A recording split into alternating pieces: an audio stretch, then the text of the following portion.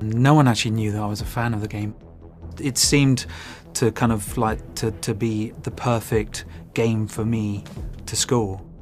We looked around and we actually considered about 65 different composers, and one of those was Neil Davidge. He did production and composition with Massive Attack. I knew Halo from, well, back in the days when I was still a student. You know, it was almost like a movie turned into a computer game. I think a good soundtrack and the role that music plays in video games or any media is really to give the background of why we're doing this.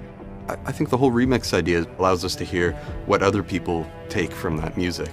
It was a cool thing to think of remixing Halo because it's, you know, one of the games with like some of the best music out of any video game made. I heard Ascendancy.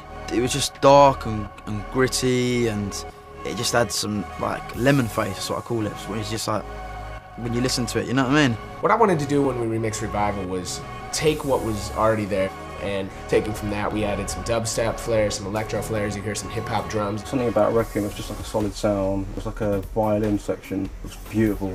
I was like, oh, that just, I had to chop that up and see what I can do with it. When I heard Green and Blue, I think for me that track gave me all the feelings of playing the first Halo game.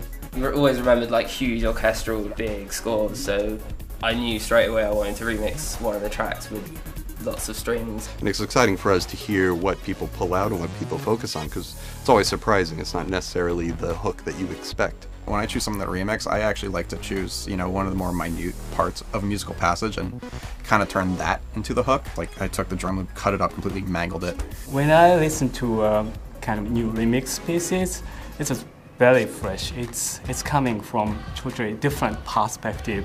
The beauty of working with Neil is that he has all these really unique instrument sounds that he either creates from scratch or alters from existing sounds.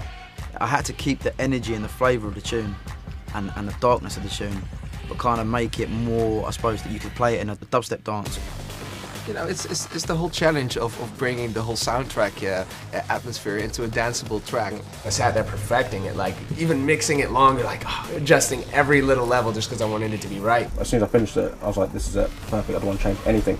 Take whatever connects to you and treat it as your own personal statement. I love it when people twist things, and you can mangle up the stems as much as you want as long as it sounds good. You know, you can pitch shift and time stretch and like create your own rhythm. And I would say definitely listen to every little bit of, you know, the samples. Think about what you can use and think about how you can use it. I used to enter these remix contests 2 years ago. It was like a big opportunity to remix a big artist. This is it right here. You have the stems to work with. Just go out and do something cool. I mean, it's Halo.